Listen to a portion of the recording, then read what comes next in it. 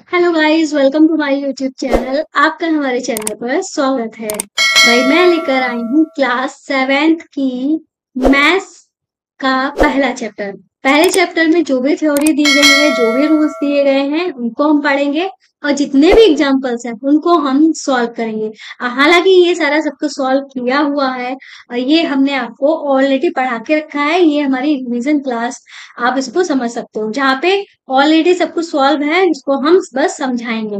अगर आपको प्रॉपर तरीके से समझना है तो आप हमारे चैनल पर जा सकते हो, जिसका नाम है जोजस मैथ्स क्लास 7।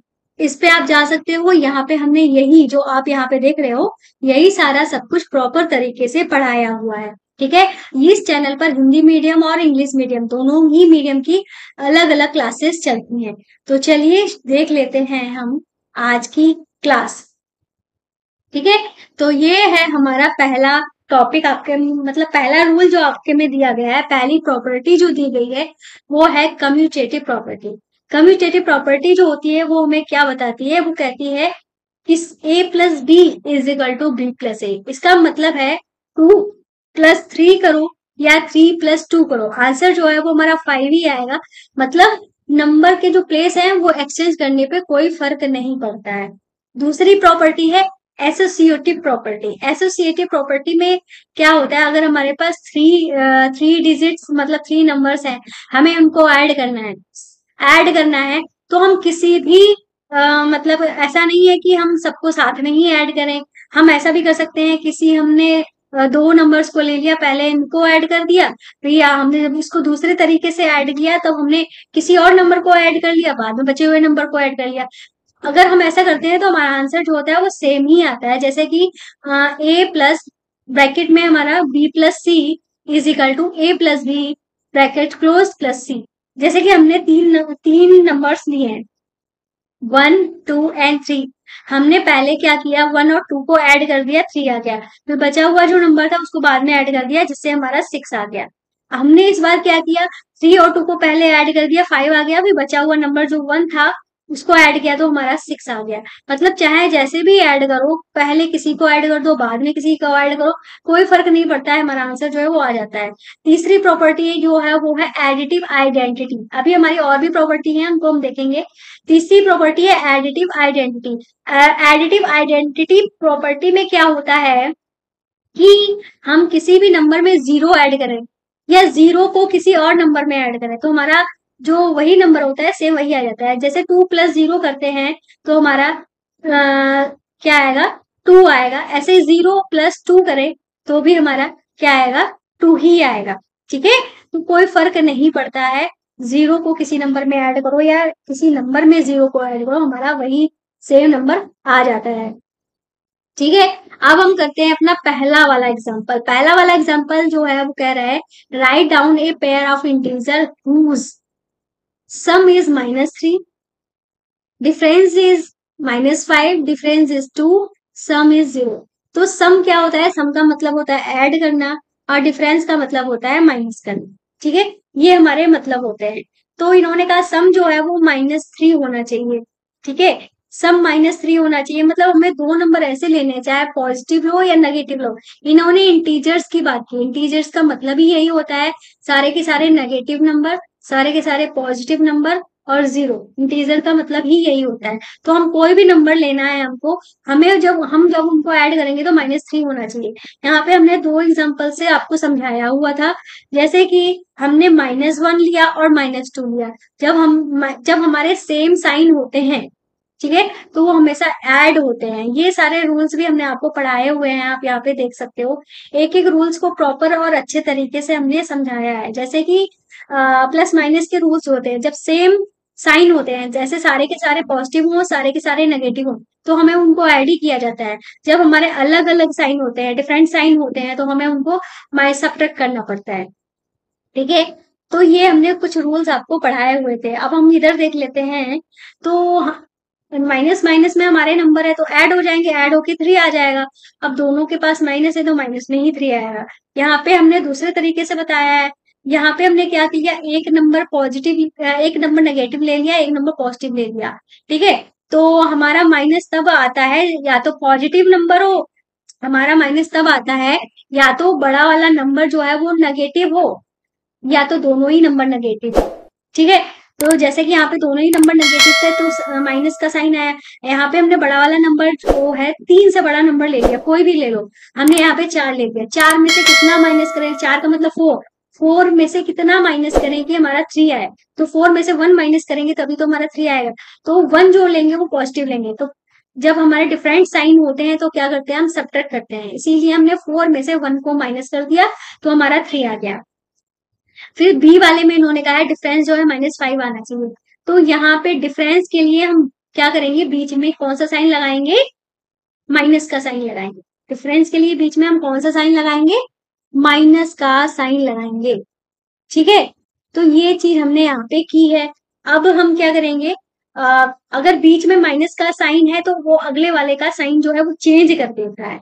हमें यहाँ पे माइनस का साइन मिल रहा है, मतलब यहाँ पे माइनस का साइन मिल रहा है तो माइनस का साइन तभी आएगा या तो बड़ा वाला जो नंबर है वो माइनस में होना चाहिए, या तो दोनों ही नंबर माइनस में होना चाहिए। इस बीच में माइनस की वजह से ये 3 जो है वो माइनस का हो जाएगा। ठीक है, ये हमारा क्या हो जाएगा, -3 हो जाएगा। अब हमने -3 में कितना ऐड करेंगे कि 5 हो जाए, तो 2 ऐड करना पड़ेगा। अब 2 को भी हमें माइनस का ही लेना पड़ेगा तभी ये हमारे ऐड होंगे। ठीक है, तो इस तरीके से ये -5 आ जाएगा। अब हमने दूसरे तरीके से इसी क्वेश्चन को ऐसे समझाया है कि यहाँ पे क्या लिखा है, अ, हमने 5 से बड़ा नंबर ले लिया जो कि हमारा 6। 6 को हमने पॉजिटिव का लिया है, क्यों, क्योंकि ये इस माइनस से मल्टीप्लाई होके ये जो 6 है वो हमारा काहे का हो जाएगा, माइनस का ही हो जाएगा। अगर 6 माइनस का है तो हमें एक पॉजिटिव नंबर लेना पड़ेगा। 6 में से कितना माइनस करेंगे, 5 हो जाएगा, तो 1 को हमें माइनस करना पड़ेगा। तो ये हमारे डिफरेंट साइन होंगे। डिफरेंट साइन जब होते हैं तो हमें घटाया मतलब माइनस किया जाता है, तो मतलब माइनस होके हमारा क्या आ जाएगा, 5 आ जाएगा। ठीक है, इस तरीके से ये हो गया हमारा क्वेश्चन। अब हम करेंगे कौन सा क्वेश्चन, अब हम करेंगे अपना नेक्स्ट वाला क्वेश्चन। नेक्स्ट वाला हमारा क्वेश्चन कौन सा है, नेक्स्ट हमारा क्वेश्चन है सी वाला। कह रहे हैं डिफरेंस जो है वो 2 होना चाहिए। तो डिफरेंस के लिए बीच में माइनस लगा दिया, आंसर में हमारा प्लस का 2 होना चाहिए। तो प्लस का 2 तभी आएगा या तो दोनों ही डिजिट हमारी पॉजिटिव होनी चाहिए, या तो बड़ा वाला नंबर पॉजिटिव हो। ठीक है, तो इसको भी हमने 2 तरीके से बताया है। तो हमने यहाँ पे क्या कर लिया है, बड़ा वाला नंबर जो है वो पॉजिटिव ले लिया, 2 से बड़ा कोई नंबर ले लिया। ठीक है, 5 ले लिया, हमने 5 ले लिया। अब बीच में माइनस का साइन है, तो बीच में अगर माइनस का साइन है तो वो आगे वाले को भी उसका जो साइन होगा वो चेंज कर देगा। अगर प्लस है तो माइनस कर देगा, माइनस है तो प्लस कर देगा। तो मतलब हम यहाँ पे जो भी नंबर लेंगे वो माइनस का होगा। और 5 में से कितना माइनस करेंगे, हमारा 2 आ जाए, तो हम 3 को माइनस करेंगे तो मतलब हमें प्लस का 3 लेना पड़ेगा। प्लस का 3 और माइनस का 3 मतलब प्लस का 3 और माइनस की जब मल्टीप्लाई होगी तो ये माइनस का 3 बन जाएगा। काय का 3 बन जाएगा, माइनस का 3 हो जाएगा, मतलब प्लस का 5 माइनस का 3 इक्वल टू प्लस का 2। अब दूसरे तरीके से हमने ये बताया था कि हमने क्या कहा, क्या तो दोनों ही नंबर पॉजिटिव होने चाहिए। दोनों नंबर पॉजिटिव हमारे कब होंगे, ठीक है, दोनों नंबर हमारे पॉजिटिव कब होंगे, दोनों नंबर हमारे पॉजिटिव कब होंगे, जैसे कि यहाँ पे बीच में माइनस है तो यहाँ पे हम माइनस ही लेंगे, क्योंकि ताकि ये माइनस सेम साइन का जब मल्टीप्लाई होता है तो प्लस बनाता है, क्या डिफरेंट साइन का जब मल्टीप्लाई होता है तो वो माइनस बनाता है, इसीलिए माइनस का 3 हो गया। ठीक है, ये प्लस का 1 हो गया और वन में कितना ऐड करें कि 2 हो जाए, तो 1 में 1 ही ऐड करेंगे तो ये हमारा 2 हो जाएगा। इस तरीके से ये हो गया। अब इन्होंने कहा सम जो है वो 0 होना चाहिए, किसी भी नंबर का सम 0 तभी होगा जब, किसी भी नंबर का सम तभी 0 होगा जब वो सेम नंबर हो, उनके साइन डिफरेंट हो, जैसे -2 प्लस का 2। ठीक है, तो हमारा 0 हो जाएगा, दोनों कट जाएंगे। ऐसे -5 प्लस का 5 ये आपस में कट जाएंगे, हमारा 0 आ जाएगा। ठीक है, सम हमारा तभी 0 होगा जब हमारे वही नंबर लिखे हों और उनके साइन जो है वो अलग हो। ठीक है, इस तरीके से हम करते हैं क्वेश्चन को। ठीक है, अब हम देखेंगे अपनी नेक्स्ट प्रॉपर्टी। नेक्स्ट प्रॉपर्टी में हमारी है कम्यूटेटिव, कम्यूटेटिव ऑफ मल्टीप्लीकेशन। मतलब मल्टीप्लीकेशन में जो कम्यूटेटिव प्रॉपर्टी लगती है वो हमें देखना है। सेम वैसे ही है, चाहे हम इसमें क्या होता है हम 2 की मल्टीप्लाई 3 से करें या 3 की मल्टीप्लाई 2 से करें, सेम आंसर हमारा आएगा। ऐसी ही होती है मल्टीप्लीकेशन बाय जीरो। जब किसी भी नंबर का जीरो से मल्टीप्लाई करो या जीरो की उसी नंबर से मल्टीप्लाई करते हैं तो हमारा जीरो आता है। फिर होता है हमारा मल्टीप्लीकेटिव आइडेंटिटी। इसमें क्या होता है, किसी भी नंबर की जो 1 से मल्टीप्लाई करते हैं तो सेम वही नंबर आ जाता है। फिर हमारा है एसोसिएटिव फॉर्म मल्टीप्लीकेशन। इसमें क्या होता है, अगर हमारे पास 3 नंबर्स हैं तो उनमें से हम पहले किसी भी की मल्टीप्लाई कर दें, बाद में बचे हुए से कर दें, तो दूसरे प्रोसेस में हम क्या करेंगे, हम किसी और नंबर की मल्टीप्लाई कर दें, फिर बाद में बचे हुए की कर दें, तो हमारा सेम आंसर आ जाता है। जैसे 2 और 3 की पहले की, बाद में 4 से कर दी, हमारा 24 आ गया। इसमें हमने 3 और 4 की पहले की, बाद में 2 से कर दी, आंसर हमारा वही 24 ही आ गया है। फिर हमारा डिस्ट्रीब्यूटिव प्रॉपर्टी होती है। डिस्ट्रीब्यूटिव प्रॉपर्टी में क्या होता है, इस तरीके से बीच में इधर क्रॉस का साइन होता है, यहाँ पे प्लस या माइनस होता है। तो इसमें क्या होता है, ए की मल्टीप्लाई पहले बी से करेंगे, बीच में प्लस था, ए मल्टीप्लाई बी, अब प्लस हो या माइनस हो वो जो भी है उसका साइन लगा देंगे, ए की मल्टीप्लाई हम सी से कर देंगे। ठीक है, ये करेंगे इस तरीके से। तो इस तरीके से जब हम करते हैं तो हमारा क्या होता है, चाहे इसको डायरेक्ट सॉल्व कर लो, अगर इसको सॉल्व करना है तो बी ऑफ पहले ब्रैकेट वाला सॉल्व किया जाता है। ब्रैकेट में जो भी होगा, जैसे 3 + 1 था, इनको ऐड कर लिया तो हमारा 4 आ गया, 4 की 2 से मल्टीप्लाई कर दिया, 8 कर दिया। अगर इसको हमने इसकी डिस्ट्रीब्यूटिव प्रॉपर्टी लगाई है तब सॉल्व किया है, तो हम क्या करेंगे, 2 और 3 की मल्टीप्लाई कर देंगे और 2 और 1 की मल्टीप्लाई कर देंगे। ठीक है, 2 3 या 6, 3 1 जा 2 1 जा 2, ऐड कर देंगे, 8 आ जाएगा। मतलब जो भी प्रोसेस अप्लाई कर रहे हैं हमारा आंसर जो है वो सेम आ जाएगा। ठीक है, अब हम अपना एग्जाम्पल 2 करेंगे। एग्जाम्पल 2 जो है ध्यान से देखिएगा, इंपॉर्टेंट है और सेम ऐसा क्वेश्चन आपकी एक्सरसाइज में भी दिया गया है। ये कह रहा है, इन ए test +5 marks are given for every correct answer and -2 marks are given for incorrect answer. Radhika answered all questions and scored 30 marks. Thought she got 10 correct answers. Jay also answered all questions and scored -12 marks. Though he got 4 correct answers, how many incorrect answers they attempt? ये है हमारा question. तो राधिका और जय की बात की जा रही है। राधिका के बारे में बोला गया है, सबसे पहले तो इन्होंने बोला है जब हम कोई करेक्ट आंसर करते हैं तो +5 मार्क्स मिलते हैं, जब हम इनकरेक्ट आंसर देते हैं तो हमारा -2 मार्क्स हो जाता है, मतलब 2 मार्क्स जो है वो हमारे कटे जाते हैं। ठीक है, तो राधिका की बात करते हैं। तो नंबर ऑफ करेक्ट आंसर इसके कितने हैं, 10। तो 10 अगर इसके करेक्ट आंसर है तो इस हिसाब से उसके मार्क्स कितने बने जाते हैं, तो हम यहाँ पे लिख देंगे 100 मार्क्स शुड बी ऑब्टेन। तो उससे कितना मतलब मिलना चाहिए था, 10 मल्टीप्लाइड बाई 5। 5 कहाँ से आया, क्योंकि सही आंसर होने पे +5 मार्क्स मिलता है, तो इस हिसाब से 10 5 जा 50 मार्क्स होने चाहिए थे। बट सी स्कोर्ड, इसको मिला कितना है, 30। मतलब दोनों में डिफरेंस कितना है, होना कितना चाहिए था 50, मिला कितना है 30। तो हम यहाँ पे लिख देंगे डिफरेंस। डिफरेंस आ जाएगा 30 - 50 = -20। -20 का डिफरेंस आ रहा है। तो हम इन्होंने कहा है इनकरेक्ट आंसर कितने किए हैं, तो हम यहाँ पे लिख देंगे so number of incorrect answer is, जो -20 आया था उसको इनकरेक्ट मार्क्स, एक इनकरेक्ट पे कितना कट रहा था मार्क्स, उससे हम डिवाइड कर देंगे। तो -20 का डिफरेंस आया था, इनकरेक्ट होने पे -2 मार्क्स कट रहे थे, डिवाइड कर देंगे, हमारा 10 आ जाएगा। ठीक है, तो माइनस से माइनस कट जाएगा, 2 10 जा 20 होता है, तो 10 जो है वो हमारा आंसर हो जाएगा इस तरीके से।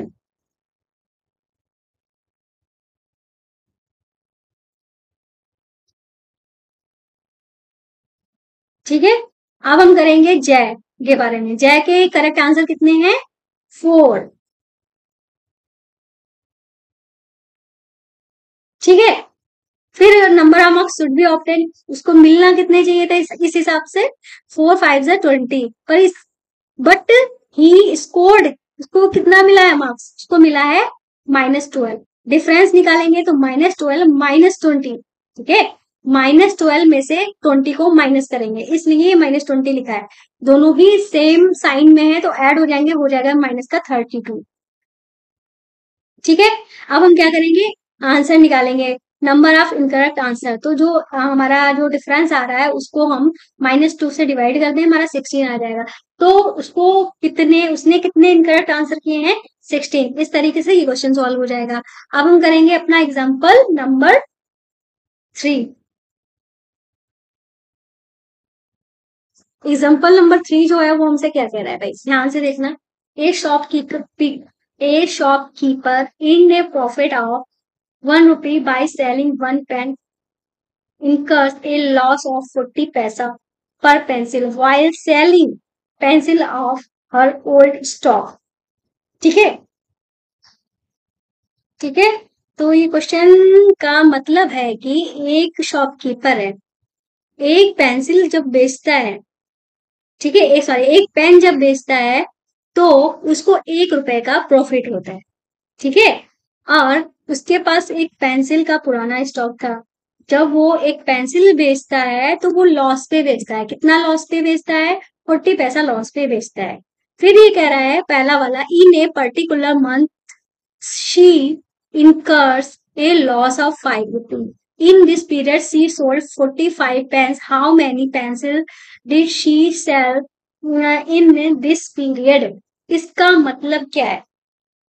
इसका मतलब सीधा सीधा ये है, किसी भी मतलब किसी एक मंथ में क्या हुआ कि जो वो थी शॉपकीपर, ठीक है, उसने क्या किया, किसी एक मंथ में 5 रुपए का उसे क्या हुआ, लॉस।